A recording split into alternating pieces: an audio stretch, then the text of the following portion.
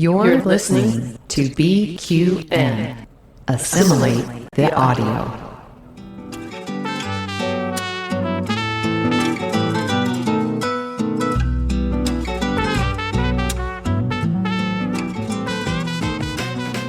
Welcome to Cinema Z, a film discussion and review podcast on BQN. We're here to showcase the films you probably missed but should definitely check out. From independent and obscure to art house and absurd, each episode will gather, perhaps a cocktail in hand, to discuss it all. I'm your host, Matt Jennings, aka Lilith Comeswell. And with me today are Amy and Mark. How are you doing? Oh, I'm doing fantastic. I have a nice cocktail in hand today. This is odd. I went for a gin and tonic, but then I changed my mind at the last minute and I made a Mai Tai. I made a Mai Tai because when I was thinking about Doris, I was thinking about colorful, fruity drinks, and I was like, oh, Doris. Interesting. That makes a lot of sense. Well, hello. Thanks for having me Hi. on again. So glad to be back. And what an amazing movie. And I was channeling Doris and Mark.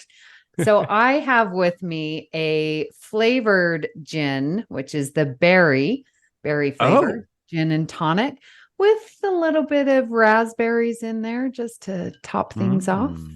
Listeners, you should see, it just seems like every time that Amy comes on, the drinks are just so pretty.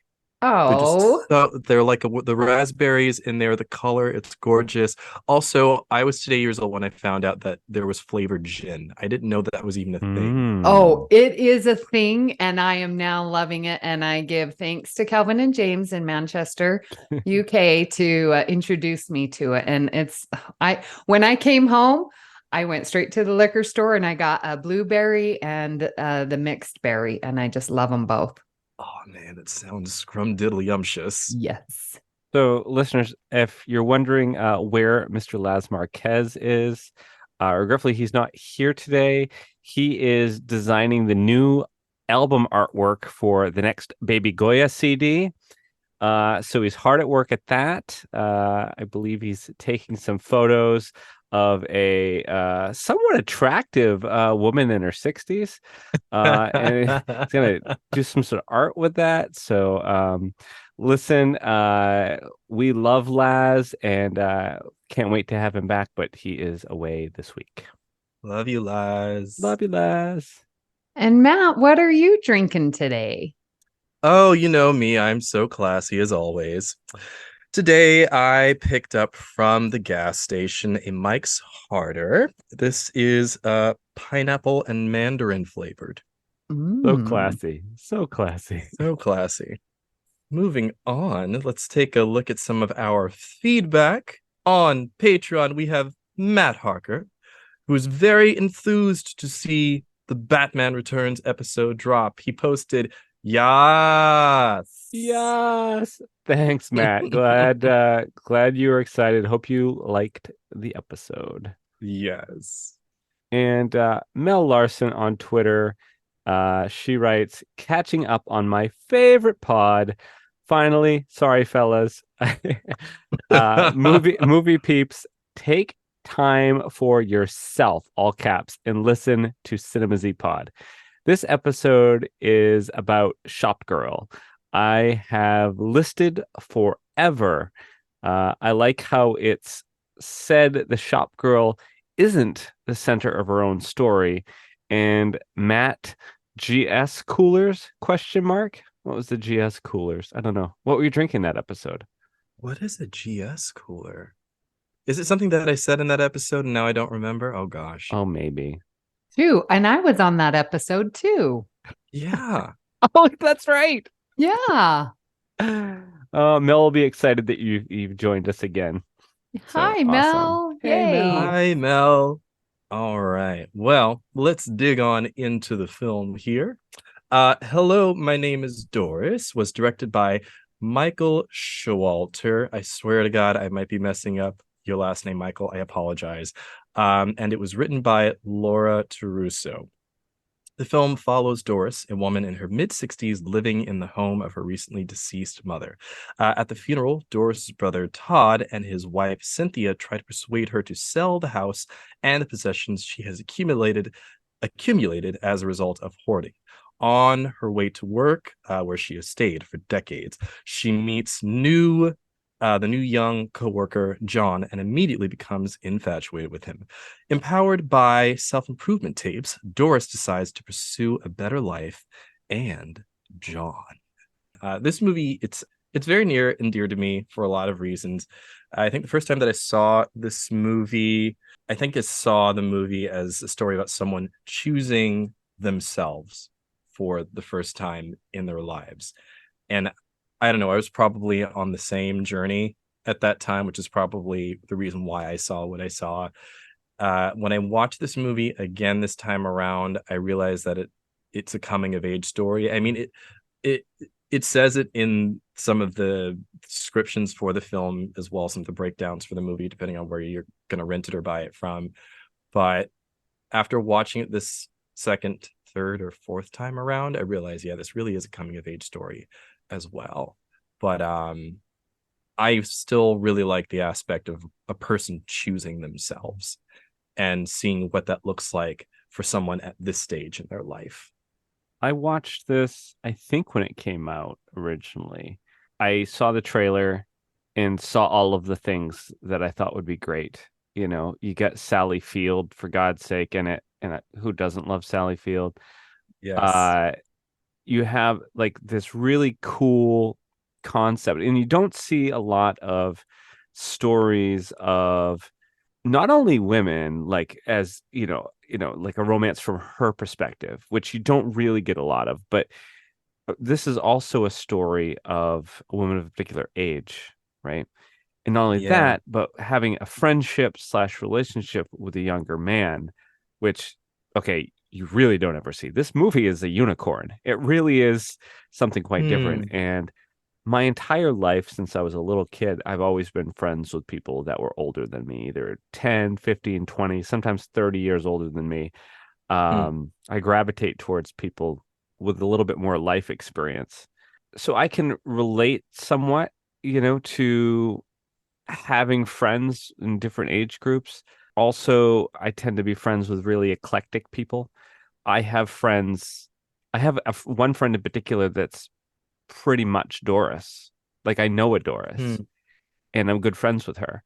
And I just love her to pieces. And so seeing like a trailer for this movie, I was like, wow, like I can relate to this so much. And I thought it would be hilarious. And then it was more hilarious than I thought it was going to be. So I was delighted. Am I your Doris? You're not, Amy. Sadly, you're not that old. Well, you're not old enough to be my Doris, Amy. I definitely feel like Doris in so many situations, and we will get to that later. So I feel like this is why you guys asked me on, because here's this older, mid-aged woman. Oh, God. Middle-aged. You're not even as old as Doris was. You're like 10 years younger or 15 years 10 younger years, than Doris. But you're right. They're definitely this, winter, spring romance usually is the older guy with the much younger woman. And the roles Shop have girl. been flipped. Yeah. So, yeah, shop girl. Exactly. Yeah. So to see Sally Field, portrayed in her 60s, and it never says what age she is, which I totally love, because I'm like, sometimes she's like, she feels really old, and then sometimes she's running down the hall and bouncing at the concert and getting on someone's shoulders. Like, okay, she's not that old. Yeah. But I absolutely loved seeing that. And there's so much about Doris that I love, and so much about Doris that she needs to work through. And so that character arc through this movie is just brilliant to see. And like John and the other characters, they really are secondary. This is a story about Doris, and I love it. 100%. Absolutely. I wanted to ask this question, and I mean, we can get as deep as we want. We can be as basic as we want, because I know this might be a somewhat invasive question and a very vulnerable question to ask, but I figured I would ask. So, Doris, has quite an awakening in this movie. She steps into what seems like to be herself for the first time ever. Can both of you tell me about a time or the first time that you chose yourself or you realized that you were choosing yourself? Well, there is a very distinct time in my life when I was 35, being born and raised in Utah. And if you understand the subcontext of that, listeners, that means I was born and raised Mormon. And with all of that and the expectations of being this mother and a wife, and I was not achieving that. I was still single. I had a lovely career in teaching, doing things, but under the expectation of I need to be this so that I could go to heaven, or, whatever the jargon was at the time. Mm-hmm. And when I moved away and came to Las Vegas, I met many more diverse people. Dated my first Black man, absolutely loved it, changed my perception. And I just realized that I was living for someone else's expectations and not fulfilling what I truly wanted. Yeah. And so at the age of 35, which I feel is really late, but grateful that I had that, where I could turn and say, okay, I'm going to live for myself right now. I'm not living for the future. I, of course, still am working on that because I'm a big planner, but living for now, and that I make the choices and I deal with the consequences. You don't escape consequences. Like me leaving the church, me, leaving the state had huge implications, and I accept those consequences. But that was when I really chose myself for the very first time. Thank you for sharing that. Thank you for feeling comfortable enough to share that. I appreciate that. It's important, though. I really believe it's important that you choose yourself.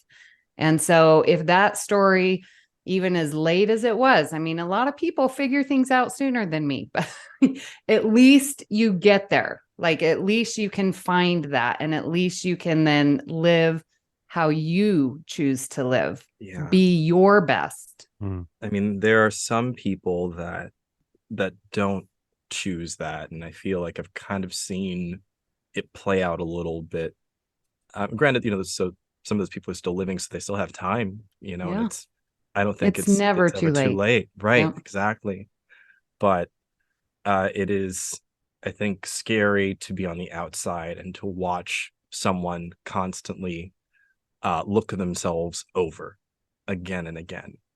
And one thing that going through that, you really know the people who love you, because the people that stayed with me and were true and that loved me, like my mom, like that was important. Oh.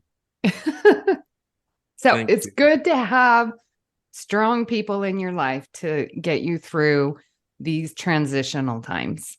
And, as well, for those people that stay with you through those transitions, I think, a beautiful thing is when that person notices that new thing about you, and then they go, oh, cool. Okay. All right. Well, tell me about this thing. Or, Yes. it doesn't faze them to the point that they just accept it and they go, okay, all right. We were going to go to the coffee shop. You ready? Let's go. Yeah. There's such a freedom in it and a beauty in that. I'll expand, but I want to pass it over to Mark. So for me, I mean, I was raised in northern Maine. I grew up in the 90s, and there wasn't a lot of diversity. I didn't know, really any other queer people. And I was, raised Catholic, and my whole family was, and very strong Catholic background. I'm very devout. So I was not only in church, but Sunday school and then prayer meetings and choir and all that stuff. And it was pretty well indoctrinated through like high school and college. And so I can remember specifically being 5 years old and knowing that something was wrong with me, and that if people knew who I was really, that I would be shunned by everybody that said that they loved me. And so I felt fundamentally something was wrong with me, right? Since I was 5. And I struggled with that such a long time, and through high school, college.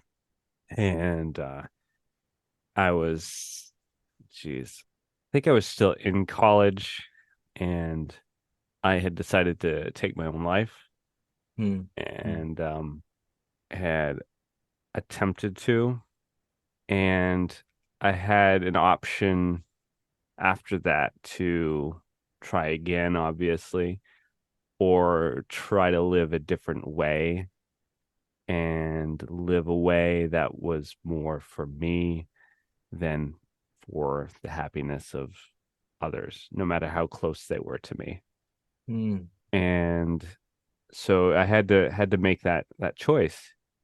And I decided at that point to live every day after for me. And also, and this has been a struggle since then too, and it's a daily struggle. I think it'll always be a struggle, but to give myself the grace that I would give another human being, because it's not been a perfect road. I have made many, many mistakes. There's been people that have been hurt by me, and I've done things that have hurt myself.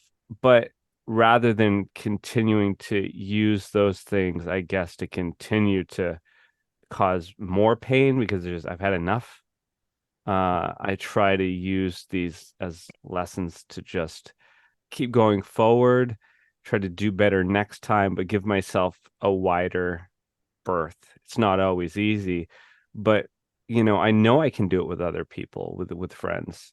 If I had a friend that went through the same thing, I would say, "Oh no, it's okay. Like, that's fine. Like, I'm still here. I'm your friend." So being able to pivot and treat yourself that same way is something that I've had to learn. But yeah, it came out of that one moment where I just decided to walk a different path, more for me. Isn't it so bizarre how forgiving we are of others and of ourselves? It's just insane. It's like we have to go through mental gymnastics just to say, okay, I made a mistake. Now let's move on. It's so hard. It's That's why I very said hard. It's every day. You got to work at it. It's not easy. Yes. That's absolutely right, Mark. It's every day. It is an active choice to love yourself and to choose yourself every day. It's really something that you have to work on, especially if our default setting, our default teaching is to take care of the other person, look after the other person. I know with myself, in terms of choosing myself, I ended a relationship that lasted almost 10 years, and there were things that I did that were not great, and things that I can't take back, and things that person probably will never forgive me for, or has forgiven me for and doesn't want me in their lives anymore. And I totally understand, and I totally get it. And also on the opposite end, I realized that in order for me to be who I truly am, I had to move on from that relationship to give myself permission to be myself, because I think in that relationship I was asking permission, and the permission was denied multiple times. I think at a certain point, this person tried to give me space to be who I was, but I think by then it was too late. And so, stepping away from that, even though that relationship had its issues, it was still almost 10 years of you building something with somebody, and walking away from that was petrifying. I think that for me, that's one of the first times that I've chosen myself, And again, with Mark, like what you were saying, it being an active choice to choose yourself over and over again, I still have to tell myself that it's okay that I chose in the relationship, that I don't deserve for something bad to happen to me, that I don't have to pay a penance for taking care of myself. To bring that thing to a close, listeners, choose yourself. Choose yourself. It's an active choice every day. Please choose yourself. Love yourself. Be good to yourself. As Jill Scott said, love yourself, and then we can really start loving each other. Yeah. It takes courage. I mean, like with you, Matt, to leave 10 years, you have to have the strength and the courage to say, all right, what's out there? Because you don't know. You've been in the comfort. Oh my God. Yeah. And so to go outside, I mean, with all of us, to go outside of where we're comfortable takes courage. And so hats off to everyone who does it. Go boldly. A wise motivational speaker once said, there are 7 days a week, and someday isn't one of them.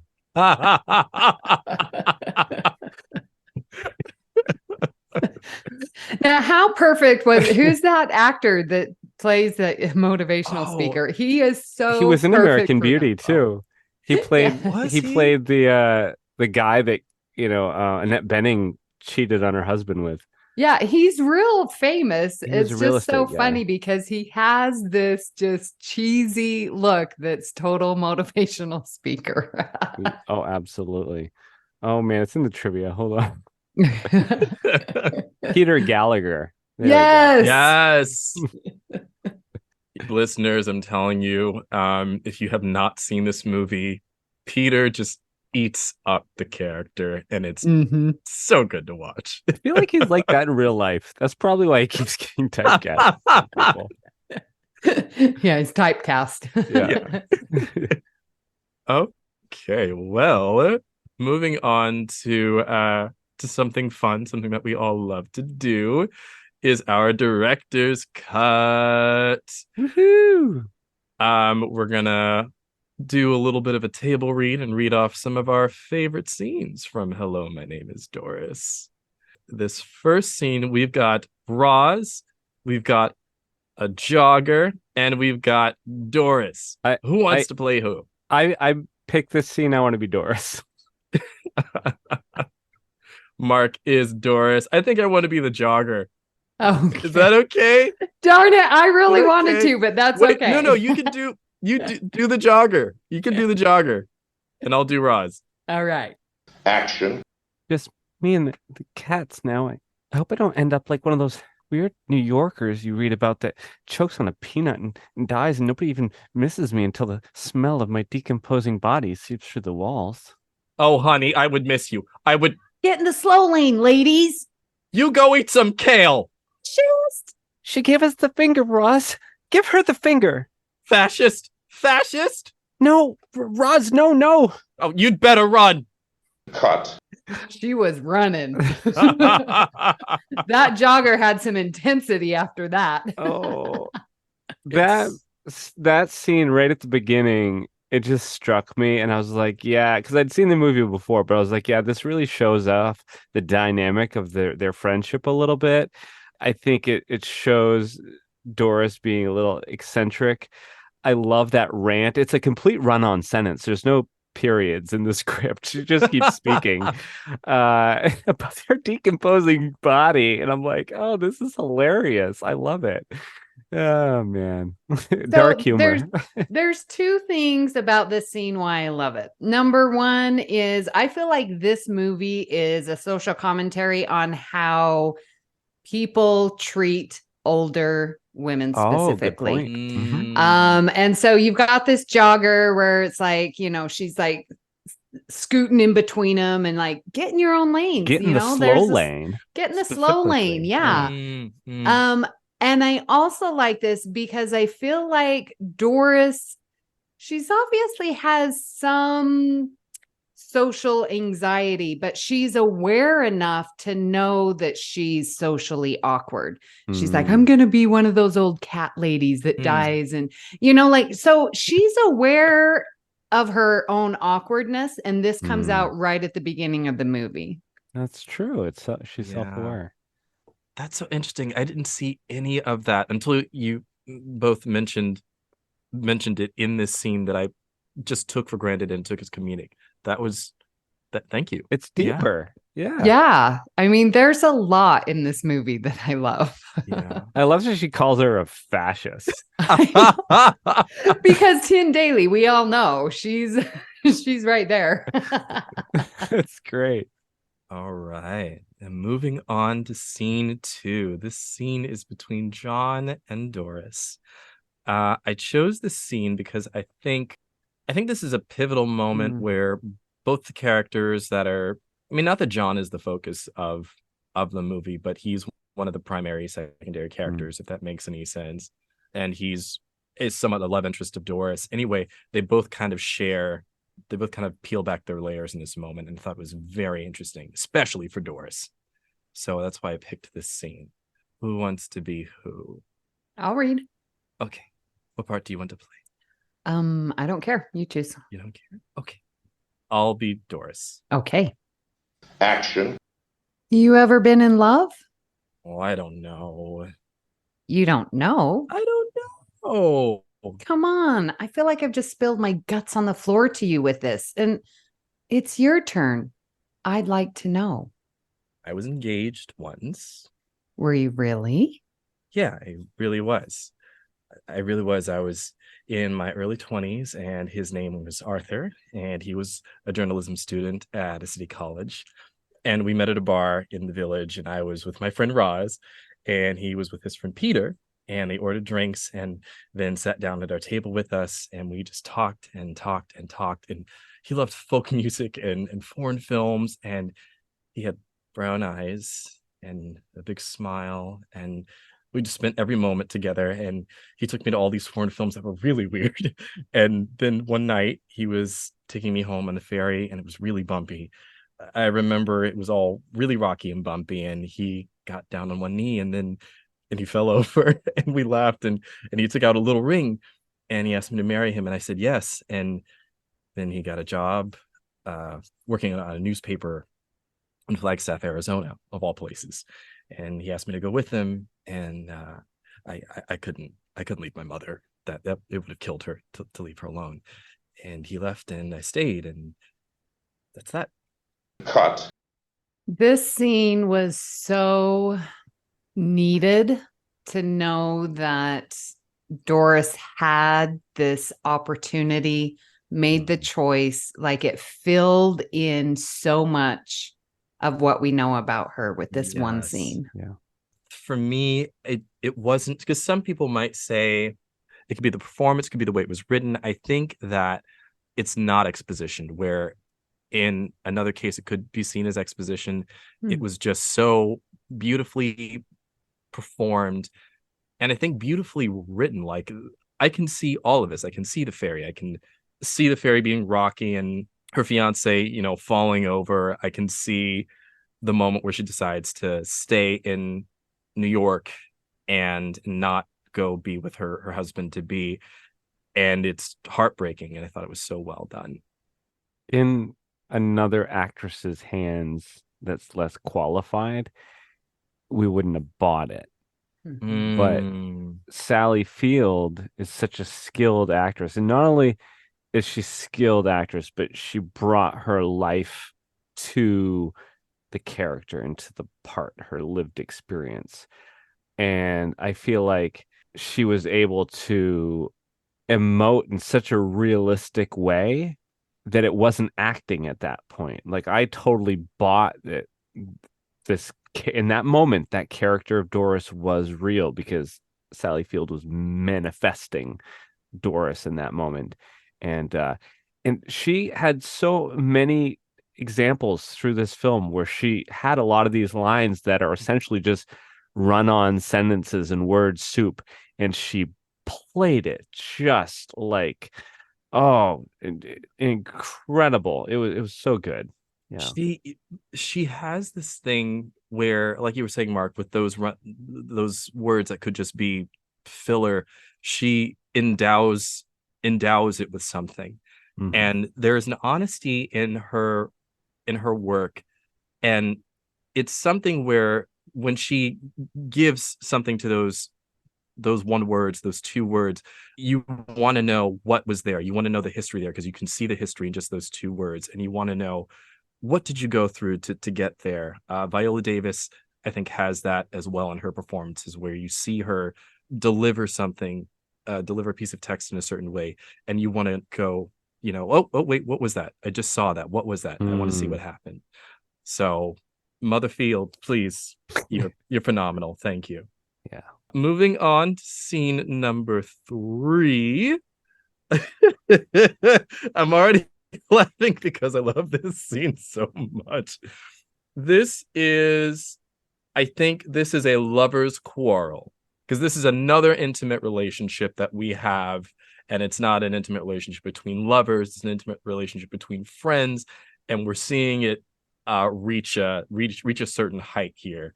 And I think it is both heartbreaking and funny at the same time. And the way that the scene ends, it ends with a certain kind of humor that I think maybe all of us, we have that relationship with that friend where we get so heavy with each other, and then they just come in and they cut the tension with this humor that might just be out of nowhere and so inappropriate.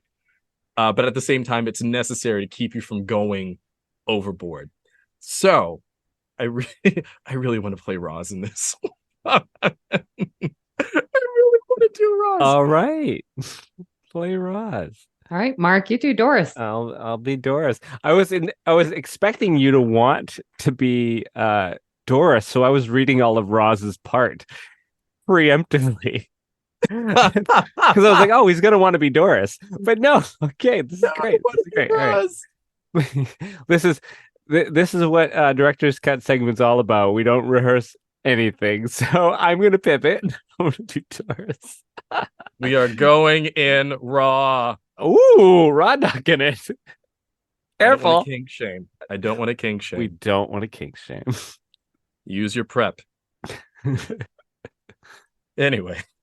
This episode has been sponsored by Prep. Yes. Google it. Listeners, if you don't know what it is, Google it and use it. Get some. Everybody should use some. Really. Everybody. Straight people too. Yes. Everybody should be on it. Okay. And then go and have your fun. Okay. Action.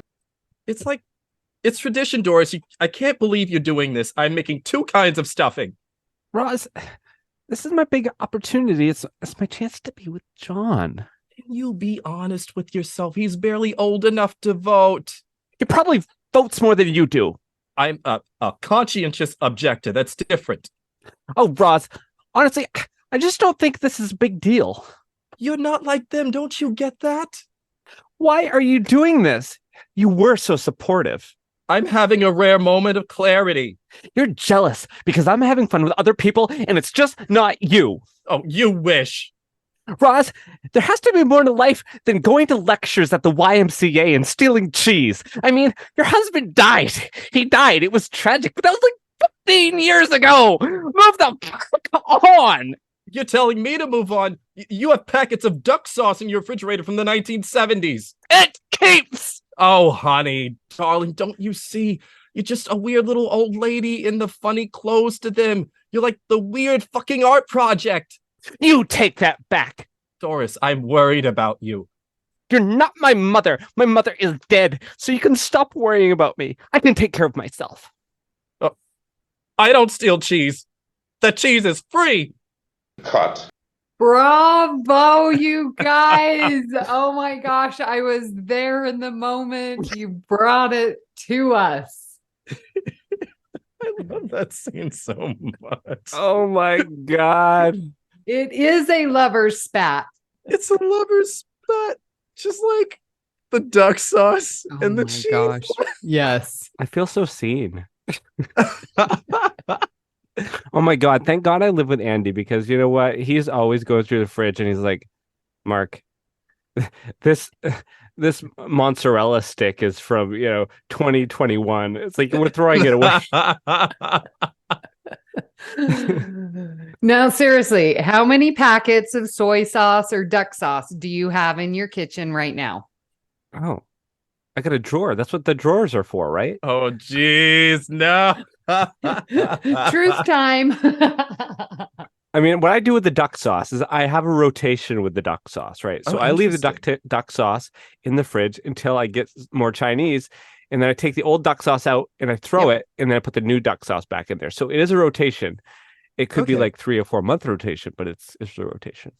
So Interesting. I do the same with my soy sauce. And so, yes, I do have 4 or 5 packets of soy sauce, but then, when I get new ones, I use the old one, and it's a rotation. Yeah. It's only smart. It's economical.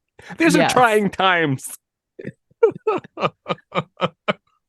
This movie is also so much about people holding on to their past and staying in their bubble and needing to move on. We've got Roz, obviously, Doris, who she's hoarding. She's been in this house that her mother and her lived in and then passed away. And how long has Doris been living in that house? Did they say?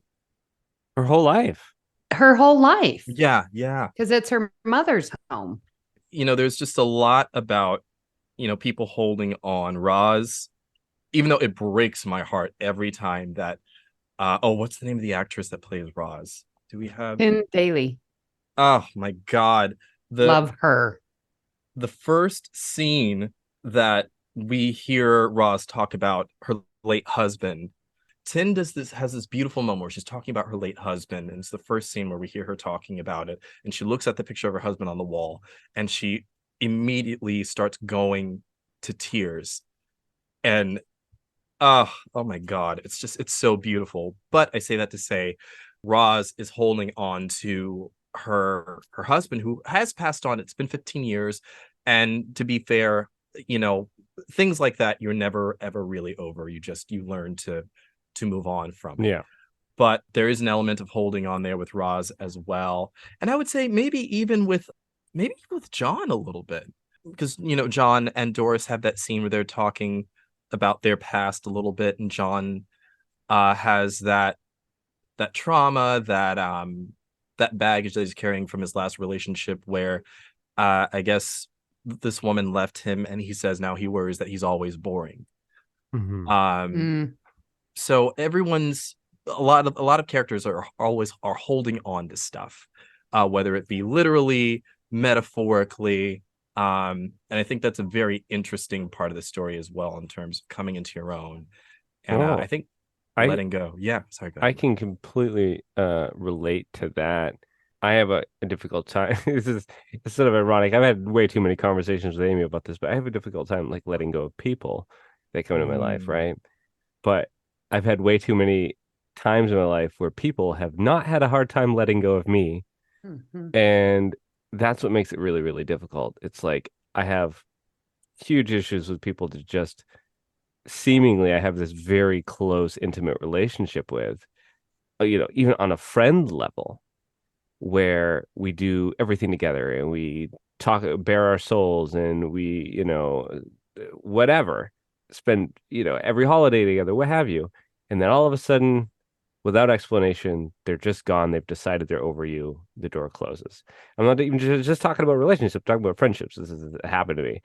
Yeah. And it's my biggest fear, and it keeps, it's happened multiple times. And so now it's just like one of those things where I have PTSD, where I feel like everybody that I'm now meeting in my life is just all of a sudden one day just going to be gone and not answer the phone anymore, and not respond to my text messages and stuff. And so I can relate a lot to, those characters in this film of just, there are things about their lives or their life story that they just are really having a hard time moving on from or letting go of, because it's like that trauma is become a part of them almost. Yeah. Oh gosh. Yeah. And this idea of letting go and like finding yourself that this theme has, because Doris, she, like her mother, is on the tendency of hoarding. Oh, right. it's And we generational. see Yes. the very first part, she's walking to work and she sees the lamp on the street, picks it up, and takes it, Takes it. And she just doesn't want to let things go. And like, oh, what a beautiful find. I might use this someday. And this holding on. And we see that all through the movie. And what I love about it is that she takes the risk with John, who's completely abnormal to her life. And that's the catalyst that gets her to let go of everything, because she does eventually clean out the house. She does let go of her job and try something new. Like, so it was John that was that catalyst that I just love, of letting go and making a choice for herself. Do you think it was like a last straw thing? Because that's sort of how I interpreted the situation of like, that was the straw that broke the camel's back. She had had so much trauma and so much stuff happened to her, and everything. Her mom had died, and they were trying to force her to throw away the stuff. Yeah. And then all of a sudden, the one thing that was holding her together was her friendship/relationship with John. And then that imploded. And she kind of, there goes Doris. Yeah. I mean, I see two things. I see, for example, when I guess the therapist or the psychiatrist comes into the house to help Doris throw things away, and Doris's brother and sister-in-law, are there as well. And at one point, the sister-in-law takes the pencil that Doris got from John. Oh yeah. And oh my God, listeners, not got that she stole. She stole, right. Listeners, there's a beautiful moment where the sister-in-law of Doris is in Doris's house, and she takes the pencil that Doris stole from her love interest, John. And it's kind of one of the moments that we see, Mark, as you said, the straw that breaks the camel's back. And I think it's the build up to that, where Doris snaps and she makes everybody leave the house. And there is this pain, this years and decades worth of pain that is coming out in this moment. And I could go on about it, and I'm not, because I could be on for forever talking about that scene. But I say that to say that I also think, in terms of holding on to things, I think that there is an element of Doris falling for John. And I think that maybe in some way she's trying to make up for what didn't happen with her fiance, because when she's delivering this monologue about being proposed to and describing her fiance, she's looking at John a little bit as if she remembers something. I think that's just a testament to Sally's performance as well. But I look at that moment and I'm thinking to myself, oh, maybe John reminds her of something, and she's trying to make up for it now.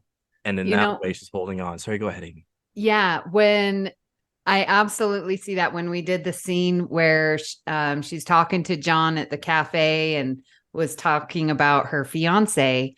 And when she said, and he has brown eyes, I'm like, oh my gosh, that's John. Like, there was that connection right there in the scene. And yes, she is. There was some spark, and you just don't know when it hits you. And what I loved about Sally Field and how she portrayed it, like when she was listening to Baby Goya, what was that? What kind of music is it? Electronic? No, what is it called? Emo? I don't know.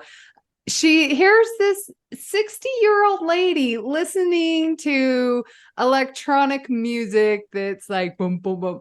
And she allows herself to not judge the music, to feel the music. She starts jumping up and down just by herself, listening to it, giving yourself the freedom to enjoy the emotion, enjoy where you're at without having any expectations. I was just so impressed with her freedom and her movement and what she was doing, and how this relationship with John might be, like you're saying, a second chance. Yes. Oh God, it makes it all the more heartbreaking. Listeners, please watch this movie. It's so good. It's so good. I promise I mean, there are moments where you're definitely going to cry, but you're not going to be left a heap on the floor. I promise you. It's just, it leaves you warm and fuzzy inside. Okay. Moving on to rewrites. So, if you could change something about this movie, what would it be and how? In Shop Girl, if you remember, my critique was Steve Martin's character in that was kind of a stalker, creeper, like, I don't know, going around trying to, purchase a girl at the store. And my critique of this movie is the same. I think that behavior is just really creepy and cringy. And I've dated people that have driven around the block looking at my house to see if I was home. Wait, what? Yeah. So for me in particular, when I see things like this in the movies, I'm just like, so Doris, like, I'm going to forgive the stealing the pencil, as creepy as that was.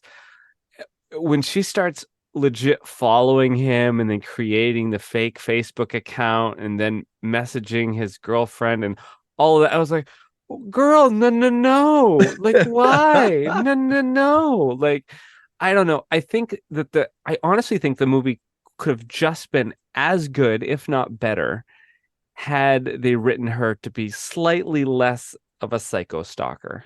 That's all. So I'll leave it at that. There's definitely times where it's very cringy, like after their concert and they're seeing each other at work and she's got the coffee and she knocks on the door and, hi, and here's your coffee. Oh, I'll let you go. Yeah. And then comes in another time and he's like, yeah, I'm going to work during lunch. So if you could just shut the door. And she's like, okay, shutting the door. Goodbye. And I'm like, stop. That's too much. Gross. Go away, lady. I do didn't even bother me. I didn't like when she was following him on the street. On his date. That was hilarious. I have a question, though. I know I'm going slightly off script, but I do have a really quick question. So when Doris and John are leaving the diner and they're saying goodbye, he goes in to give her a kiss on the cheek. He took the action. I mean, everyone expresses affection in different ways. All people are different, but I don't go into kiss a friend on the cheek when I'm saying goodbye. Matt, we kissed on the cheek. When? I kiss everyone on the cheek. When did that happen? Well, when I give hugs, I give you a kiss on the cheek. Amy, I thought you just kissed me on the cheek. Oh my God. I thought I was special. Oh, no. You are special if you get a hug and a kiss on the cheek. Okay. That's like... I was like, I do that a lot, especially at STLV. Like Trek Amy does that a lot. I mean, yes, I don't know. When it's platonic, that's all the more reason why, for me, John was completely platonic. So when the film changes at the very last scene where it's like, oh, something switched in John. Maybe. I still think that there was something behind him going to kiss her on the cheek. I could be reading into it too much. He made the act. He was definitely flirty in that movie. It was, yes, he was, and it was hot. Oh, when it was hot is when, oh my God. when she was sitting on the bouncy ball, and I wanted that scene to be red. I thought about putting that in. Oh my goodness. Well, we would need the sound effects. Oh my God. I know. Oh my God. Someone... It would have to work. Yeah, there's no other way we could do that scene without the sound effects. It's just, listeners, I'm telling you, it is a we were all a little hot and bothered. Which, yeah, because she was like bouncing on the ball and like, whoo. I'm like, oh, you go, girl. It will leave you steamy. There's moments in this movie where you're going, oh my God, it was not. Okay. Hold on, Doris. Do you want me to pull it out or should I put it back in? In her imagination, where the spilled coffee and he takes off his shirt and he's like, oh my goodness, you did that on purpose. No. And he's like, oh, he lifts her up. Oh my gosh, just take me away right now. Exactly. I would have said, yes, I did it on purpose. Yes, I did. And then she's standing there with her mouth wide open. Doris, are you okay? Earth to Doris. I know, the poor lady. Oh my, that was very awkward where she'd have these scenes go through her head and Right. it's playing it in the movie. So listeners, when you watch it, just notice sometimes it's her imagination and Yes. it's not real. Usually when she's getting laid with the hot young guy. Yeah. Yes. Usually that. Which, aren't we all at some point in our minds getting laid by the hot young guy? It's Yes. well, Yeah. yes. I will drink my pineapple Mandarin Mike's harder to that. Mm. Oh, cheers. Ah, I don't know why all of a sudden I'm an old British man. let's carry on. Cheers. Also, if anyone is English, I apologize right now. I'm so sorry. Listen, if after all of Scotland pretty much wants to kill me after this week's other two podcasts I've been on, we might as well write off the whole UK from me. But listen, Mark, I am impressed that you have both a Scottish and a British accent. Because mine, it's just all the same. Thank you. Amy, did we go over your rewrite as well? I don't really have a rewrite. What's yours, Matt? I think my rewrite is probably just when Doris is saying goodbye, and all of the coworkers are just kind of, to me, they're like vultures looking at the stuff that she's packing away, and it's like, oh, can I have this? Can I have that? I mean, it starts off with them saying how much they're going to miss her, and then they get the stuff they want, and then they just leave, and it's just so trashy. I mean, there could be commentary there that I'm missing. Yeah, can I jump in? Please jump in, educate me. Okay. This scene was so precious, so tender. And again, the social commentary on how younger people treat older people. Because at the beginning, when John was sitting and like, hey, do you know Doris?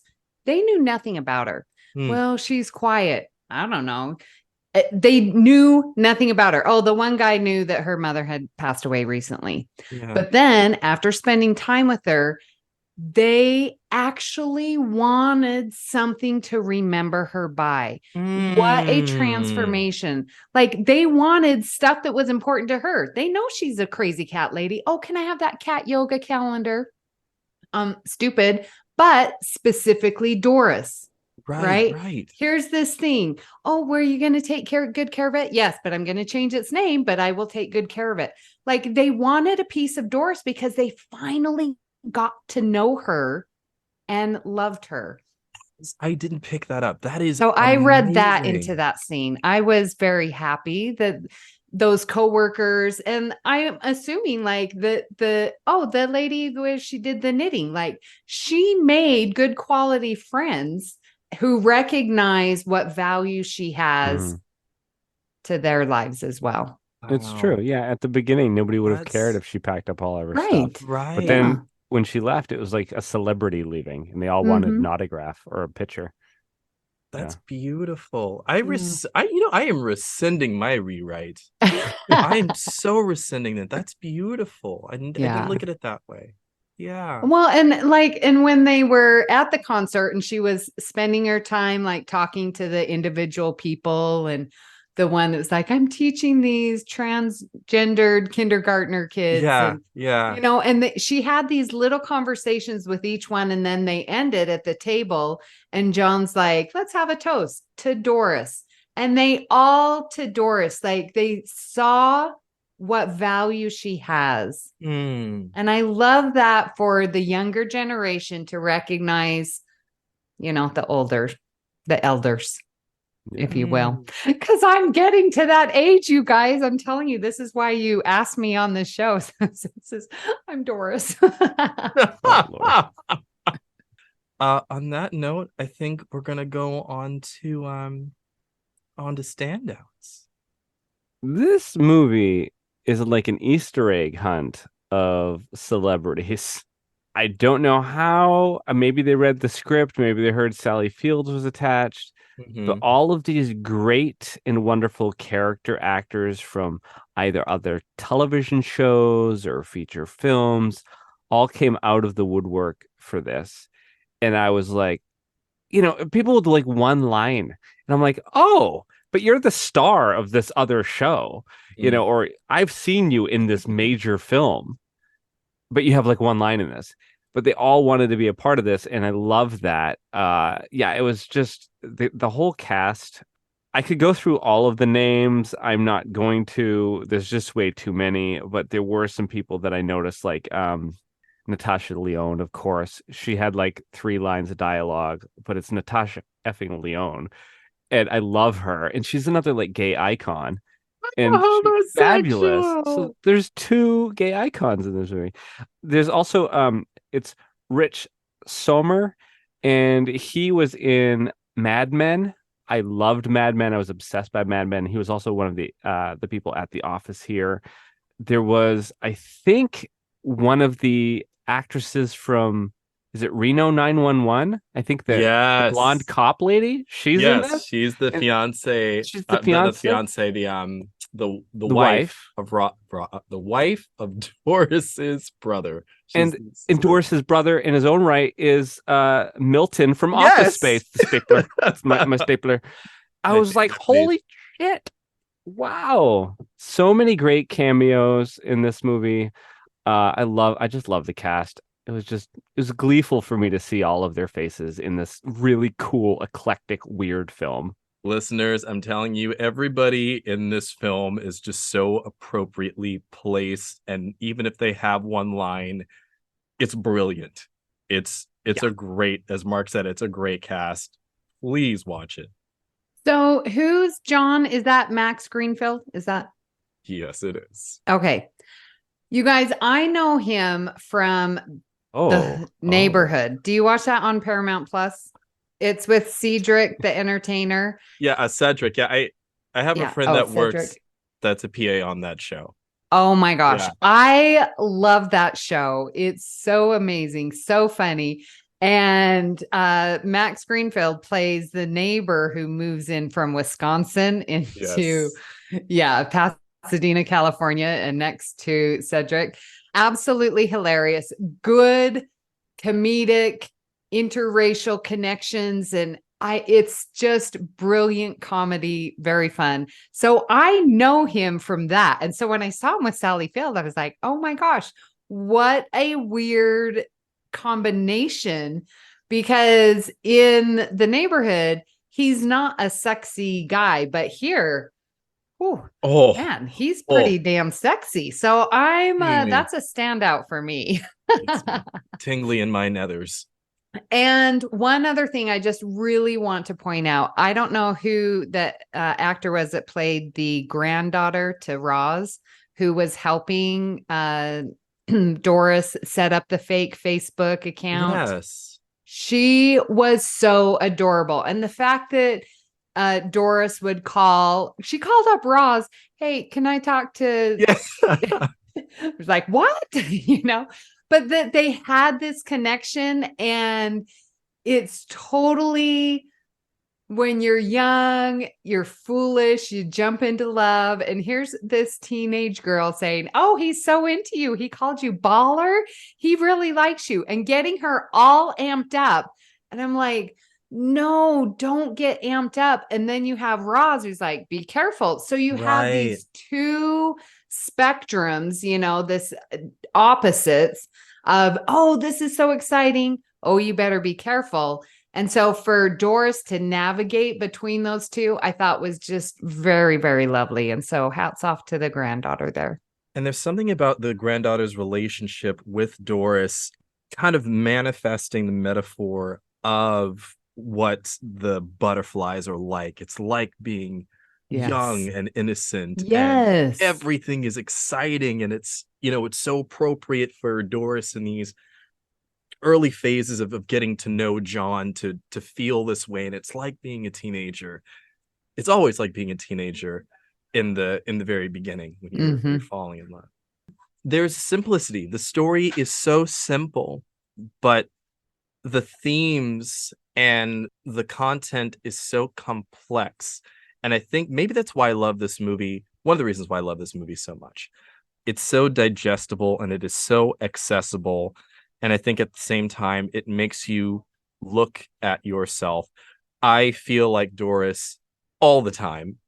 whether it's me being awkward in a group of people with a certain mindset, or if it's, again, someone that is on this journey of choosing themselves and constantly making that choice of choosing themselves over and over again. If you can't tell, listeners, I love this movie. I love it so very much. Let's move on to some trivia. All right. Well, at the time of release, Sally Field was exactly twice Max Greenfield's age. I love that. This movie was shot in 3 weeks in Los Angeles and 3 days in New York City for exterior photography. That is really quick for a film. Are they saying they shot the film in a month? I mean, Right? well, if you think about it, like the turnaround. So there was another movie, Heat, which was hilarious, but that movie was shot in a very short amount of time. Well, when you're dealing with experts. I mean, yeah. But also, like, here I go with the Star Trek thing. Star Trek Generations was also a super quick turnaround, wasn't it? Like, they went from the finale, All Good Things, right into filming Generations, and the movie came out in like the same year. Yes. Yeah. Like, it's wild, but that's the business. But again, you're right, Amy, when you've got people that are just good at the work and know what they're doing, it's great. The date under Brooklyn's picture on the Facebook page is November 6th, Sally Field's birthday. Oh, I love those little nuggets. That's pretty cool. Yeah. So Max Greenfield played a young Peter Gallagher on the TV series The O.C. Whoa, I didn't know that. Peter Gallagher, Willie Williams, the name of the character, guest starred in New Girl as Max Greenfield's father. Oh, wow. It's interesting how cyclical things are. Right? So they have appeared together as either the same character or father and son 3 separate times on screen. Wow. That's interesting. Yeah. Okay. I bet they hang out now. I bet they're friends. I mean, they have to be. Also, like, you're both kind of keeping each other employed, like in some kind of way, right? So, Baby Goya. I was actually a little impressed with this music. And I was texting Mark. I'm like, is this a real band? Like, do I need to get interested in this music?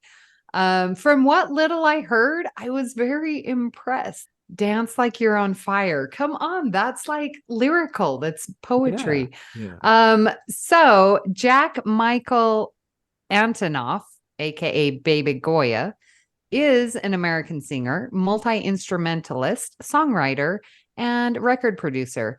Antonoff is the lead singer of the rock band Bleachers. So there is no Baby Goya band, but there is a real singer, Jack Michael Antonoff. And I loved how interested he was in Doris. Yeah. Again, this social commentary on how do young people view their elders. I have a second rewrite that I want to toss in based on that trivia piece. That is the assistant to Baby Goya, who kept throwing out the F-bombs and being really rude to Doris. I'm like, sure, these people exist, but I don't like these people in real life. I don't like him on screen either. He was really rude, and it was me the wrong way too. Not cool. That actor is he was in SNL for a couple of years. Yeah, that was trying to get her digits, and she's like, she just didn't understand. Of course, you're not going to know what digits are.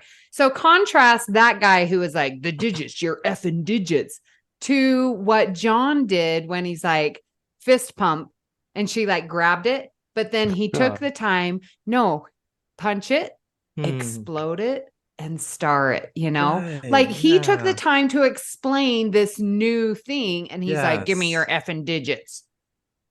Like that contrast was really stark. Kyle Mooney. That's the that's Kyle Mooney? I think that was that's Kyle Mooney. Oh, weird. Character's name is Niles, but that was played by Kyle Mooney from SNL.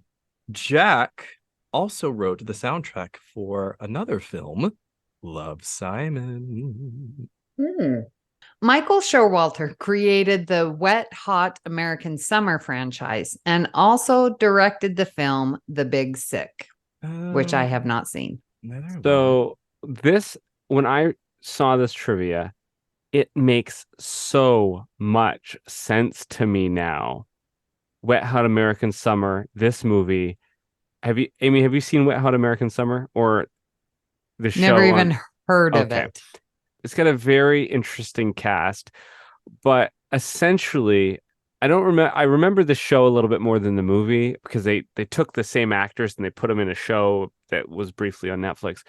But they have these people in their 30s and 40s playing teens and 20-somethings at a summer camp. And it is ridiculous. So again, you have this sort of really oddball comedy, but there's this age difference with the characters, the actors they're playing, the other actors, because there's actually kids mixed in to the summer camp. But you have this guy that's like 47 and he's playing somebody that's 12 alongside people that are actually like 10 and 12. It's very bizarre. Yeah. So that when I read that he had been involved in that as well, I was like, oh, okay. Yeah. Well, that's cool. Yeah.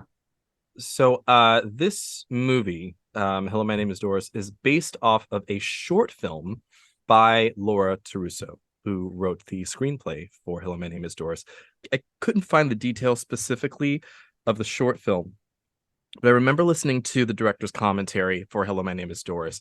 And the scenario in the short film is pretty similar to Hello, My Name is Doris, where it's someone older falling in love with, I think, an intern that's 19 years old. I could be wrong in those details, but overall, the details or the similarity between the short film and the movie is just that someone that's older is falling for someone that's significantly younger than them. And I'll read this one because it's a little personal.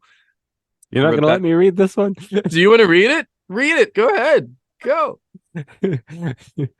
Rebecca Wysocki is a Star Trek vet. 5 years after this film, she would go on to be in Star Trek Picard as Ramda.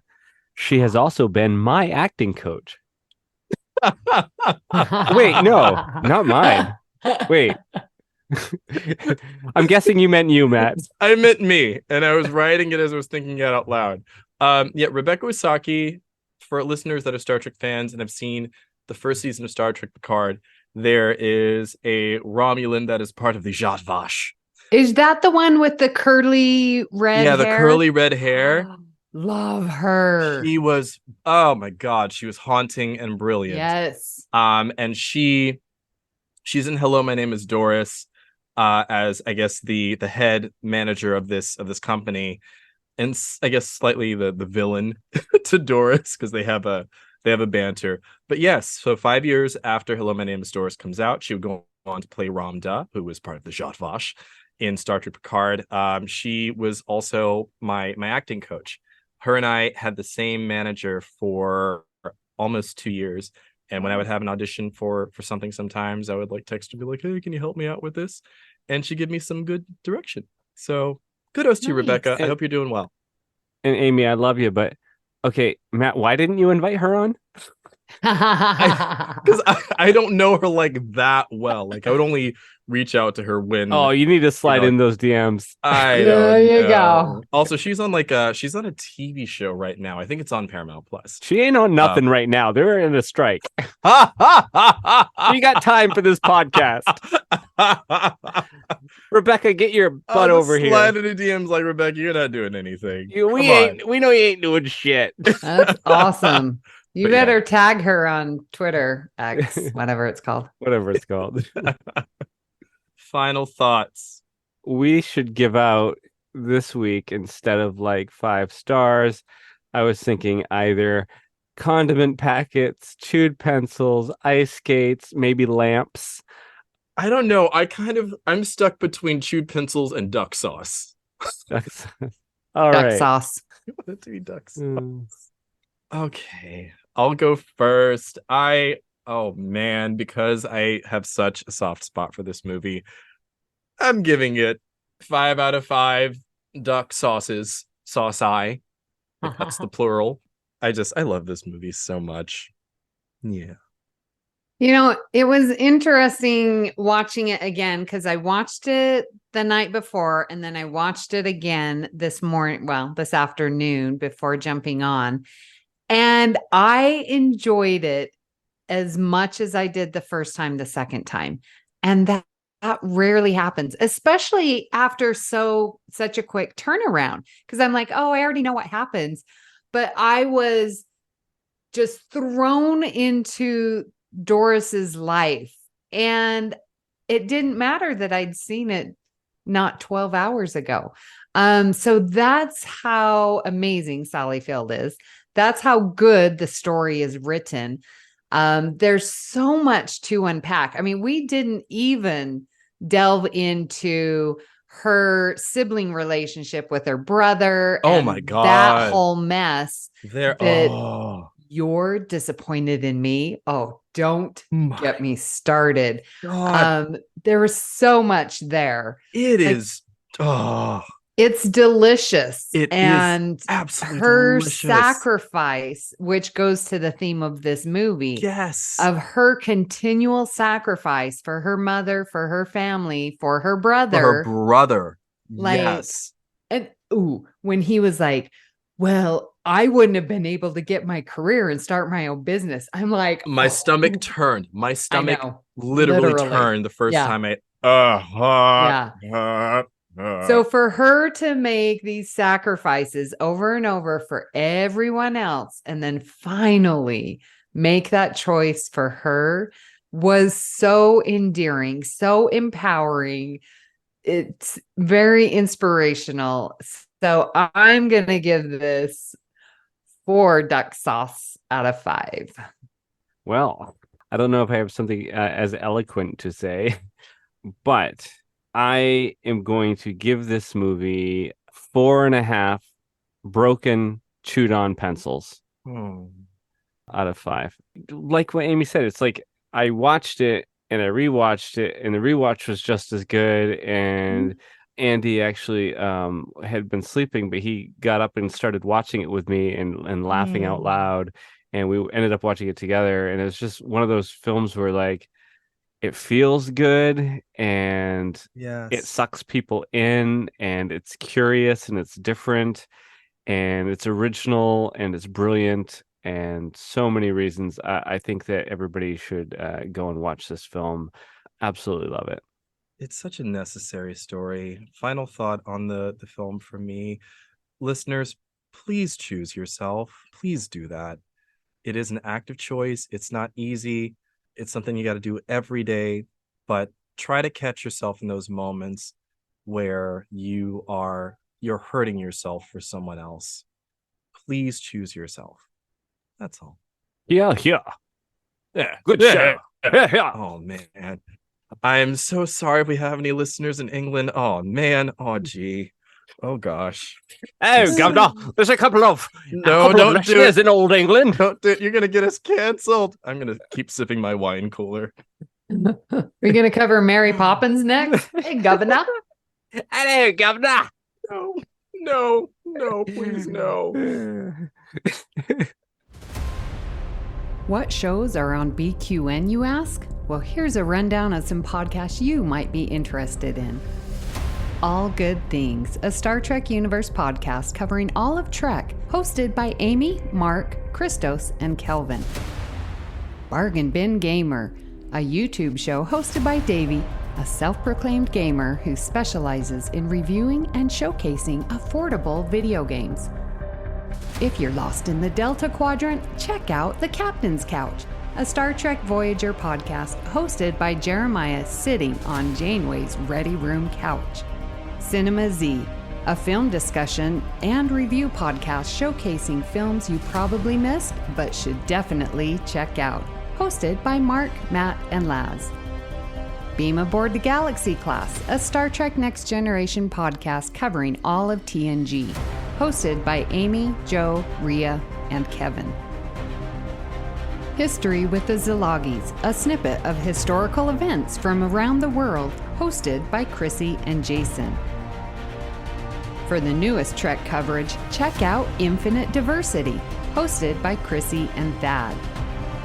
Test your Trek knowledge with Treksperts Quiz, a Star Trek quiz show hosted and written by Davey. Union Federation, covering all things Star Trek and the Orville, which we all know is really a Star Trek show, hosted by Kyle, Kevin, Amy, and Haley.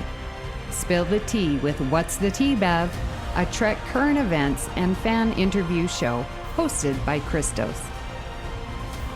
And for our Patreon members, we have The Hive Mind, BQN's monthly roundtable discussion with hosts and listeners. It's Green, a cornucopia of topics hosted by Mark, and Amy's Math Moments, a quick look at math moments in Star Trek, hosted by Amy. We know you have a choice of podcasts to choose from, and we thank you for listening to BQN. Assimilate the audio. What are you guys talking about next time, guys? Well, Amy, I'm glad you asked. Because next week we have a very special episode that we've been planning this sort of all summer. Our friends over at History with the Szilagys, Chrissie and Jason, have been doing a lot of work this summer. You should check out their podcast, deep diving into the real, true story of the building of the atomic bomb and the life of Robert Oppenheimer. So to help out with our podcast next week, Chrissie and Jason are going to come on, and we're going to discuss the film, which they have watched a couple of times each, and I have seen as well. And they'll be coming at it from a historical perspective. Of course, the team here at Cinema Z, we'll be covering the cinematic side. I'm not sure how many scenes we'll get to act out because it's still in the theater. And I would have to see it 3 or 4 more times to write down a script. But I will try to at least get some, if I can, some dialogue that we can at least discuss. But I'm very excited about it, and I think our listeners are going to love it. It's our first time discussing a current film. And since it is a Christopher Nolan film, we also have to think about the soundtrack, the Christopher Nolan whomps. Oh, so good. Yeah. Whomp, dun, dun, dun, dun, dun, dun, dun, dun, dun, dun, whomp, dun, dun, dun, dun, dun, dun, dun, dun. If anyone gets that joke, I love you, and I love you forever. So I didn't even give the synopsis. I'll give the synopsis really quick. Oppenheimer, a 2023 epic biographical thriller written and directed by Christopher Nolan, based on the 2005 biography American Prometheus by Kai Bird and Martin Sherwin. The film chronicles the career of American theoretical physicist J. Robert Oppenheimer. The film stars Cillian Murphy, Emily Blunt, Matt Damon, Robert Downey Jr., and Florence Pugh. Also featuring Josh Hartnett, Casey Affleck, Rami Malek, and Kenneth Branagh. I wanted to put all that in there because I wanted our listeners to know how stacked this cast is. I didn't know that Josh Hartnett was in this movie. Yes. Get out of town. Where's he been? Oh, he's in it through the whole film too. He's like one of the main cast members. It'd be so good to see him. I'm talking about him like I know him. I don't know him. Oh, he's still a snack though. I bet. Oh, I bet. still a snack. Oh my God. Tasty treat. Listeners, we would love to hear what you thought of today's episode, and we hope you'll join our Facebook group, the BQN Collective, to continue our discussion there. You can also tweet your thoughts on @CinemaZPod and let us know if you'd like to recommend a film. Please follow the network on Twitter, or I guess X as it's called now, BlueSky, and Instagram @BQN Podcasts.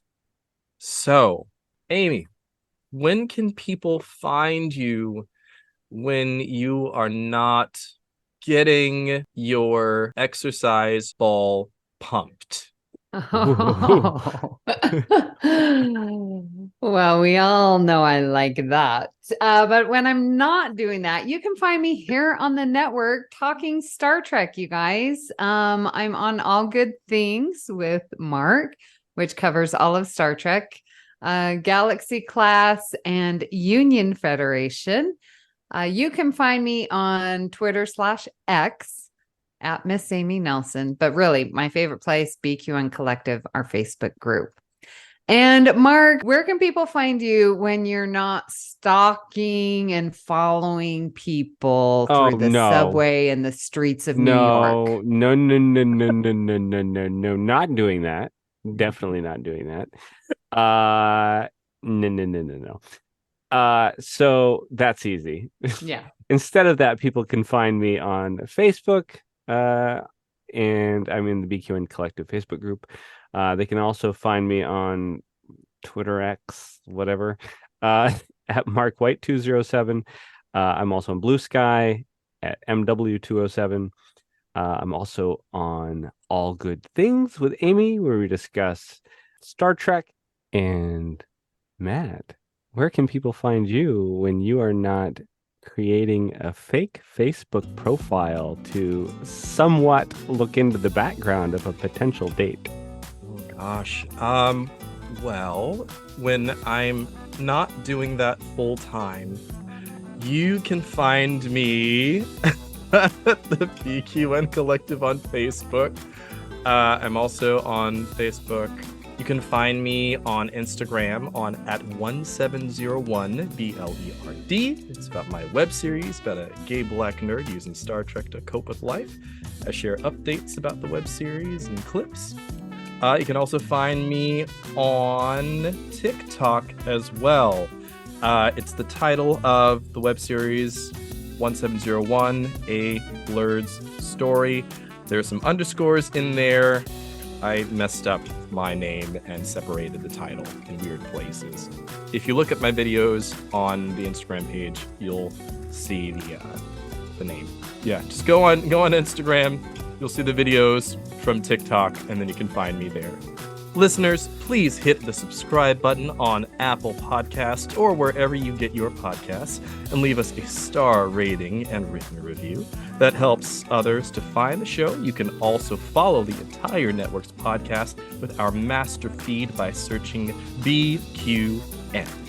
At this time, we would love to thank our associate producer, Amy Nelson. And a special thanks to Laz Marquez. Oh, we love you, Laz, for our artwork each and every week. The opening and closing music for this podcast is titled Dancing Dead and was provided by Ketsa from the Free Music Archive, providing royalty-free music for content creators. If you'd like to help us keep all of our shows coming to you each week, you can become a patron of the network on Patreon. We will add you to the Hive Mind Facebook group so you can enjoy It's Green, Amy's Math Moments, and other network perks. With a monthly subscription of just $5 or more, you can join our meetings on the Hive Mind Roundtable discussion on the second Saturday of each month. Visit patreon.com/BQN to get all the details and watch your messages. Thank you for listening. We hope you'll tune in next time. Okay, I'm leaving. Goodbye. Goodbye.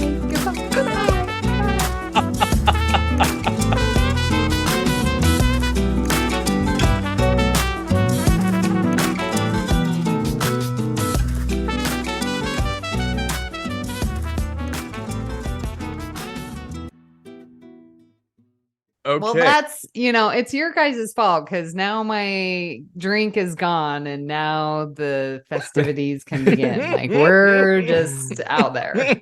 All you getting pissed, Amy? Okay. I'm not allowed back in that country. There's just no way. There's no way. When Mark goes to put up his passport to TSA. Yeah. Oh, it's like banned. There's an X that just comes across the screen, like, sir, I'm sorry. Yep. Please vacate the premises. Go somewhere else. We don't want you. You and your accent, go away. Please. You've been put on the no-fly list. I'll be like, all right, I guess I know I'm not wanted. Oh, no. I really need to stop. Man. Okay. Oh gosh. Okay. All right.